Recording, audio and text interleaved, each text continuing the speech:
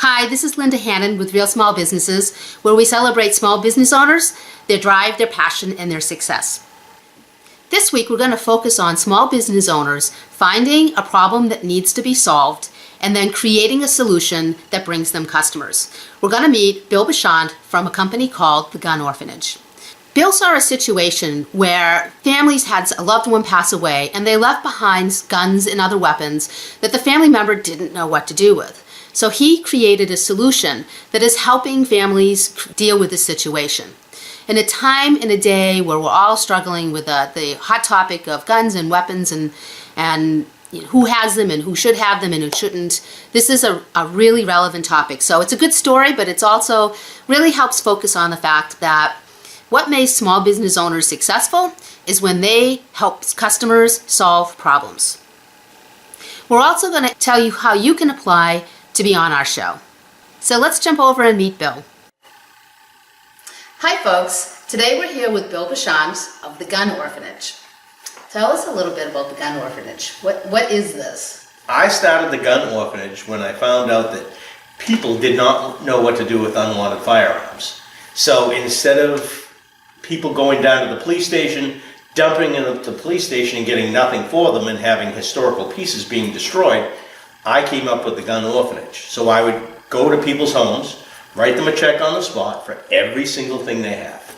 In today's age where there's like all kinds of crazy things going on and guns are a hot topic, this is something that is pretty important and pretty interesting, I think, for a lot of people. So how did you get started with this? Well, I knew there were a lot of people that needed this service, that they had guns in their homes. Give us an example. How did somebody? A lot of times, a husband dies, and he leaves behind 20 or 30 guns. He was a vet. He was a hunter. The widow doesn't know what to do with them. She doesn't have a license, so she can't go outside with them. She can't bring them to a gun shop. So the only other alternative is to go to a police department and get nothing for them. And then it involves a whole menagerie of things. Are the guns loaded? Do they have trigger locks on them? Because in Massachusetts, every gun has to have a trigger lock on it, or it's a $10,000 per gun fine. Oh, wow. So what I do is I just come in, I buy every single thing, every bullet, every gun, every piece, part, doesn't matter the condition. I bought dummy guns, BB guns, machine guns, it doesn't matter. I buy everything, and sometimes they end up being parts. I just take them all apart and sell them as parts. And usually most of the guns are sold to other dealers and then someone has to go through a background check. Did you, tell us about the first time that you went to somebody's house. Was it somebody local? You're here in Massachusetts. It was someone local. She had no permit. Her brother lived with her and she had a whole bunch of guns and didn't know what to do with them. Because they were registered to him and he died and she had no permit, so she couldn't do anything. So what I did is I went in, bought every single thing, wrote a check on the spot, and then I log them all in. All I need is a driver's license, and I log them in on my federal paperwork, and everything's easy. So when she started doing this, you realized that there was a need.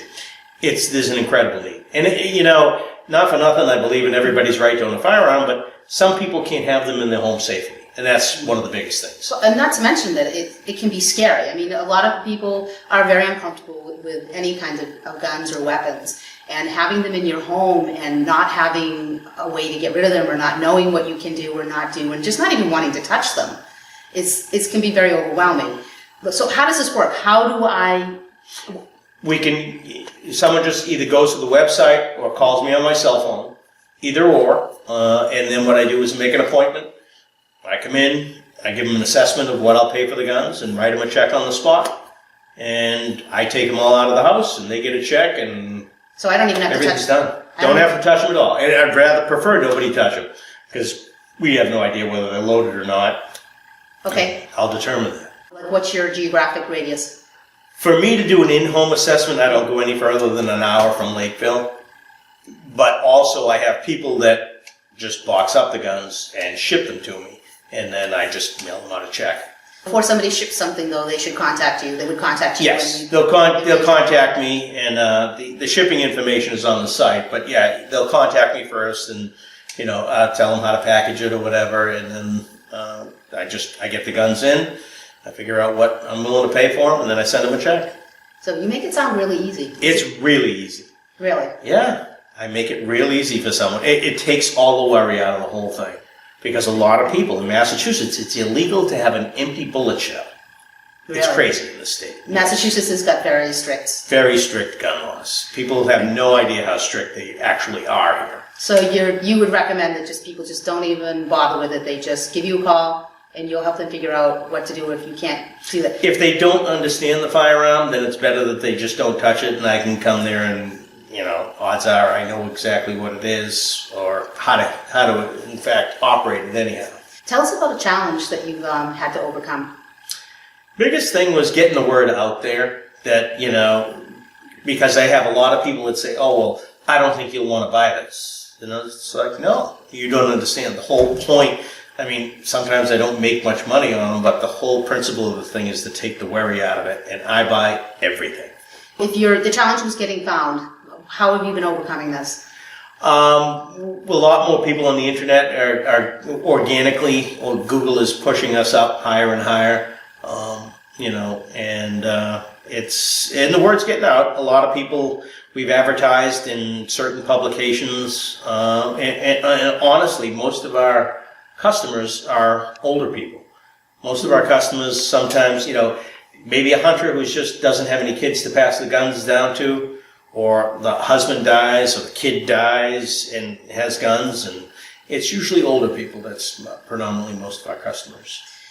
Little side tricks. Tell us a little bit about, so you have here a couple of the things that you've actually picked up. Okay. So tell us about these. This here is a Civil War powder flask. So back during the Civil War, there were very few metallic cartridges, and most firearms went with black powder, and you put a ball down and then shoot the firearm that way. So this is a powder flask with powder still in it. Black powder can last for hundreds of years. This is an original hand-gun from China. This had a stick on it, and you lit each individual barrel. This is from the 1500s, and there's still gunpowder in the center barrel, which will still go off. Black powder can last for hundreds and hundreds of years. So is that safe though? This is safe now. You need a match to touch it off to go. Okay. So, but this is the original handgun that actually had a stick on the end of it, and they would point it out and light each barrel individually. This is seriously from the 1500s. This is This is a piece of history. This is a huge piece of history. This is the first firearm right here. Wow. This is before anything else. That's where the term handgun came from. Is right here. Wow. Very interesting. Give us a tip for other small business owners. People that are struggling, people that are getting started, people that have been at it for a while, and... I would say just keep at it. Determination. Keep on your path, set your goals, and just constantly go after it. Excellent. So, anything else you'd like to share? If you have trouble finding the website, you can go to thebachantgroup.com. Bachant. Okay, I will actually put a link to the website down below so folks can find them. And this is a great service. And again, today with today's crazy stuff going on, it's great to know that there is somebody that will actually help you take care of these firearms in your house that you don't want there. Gives peace of mind. Absolutely. Basically. That's great. Well, thank you. Thank you.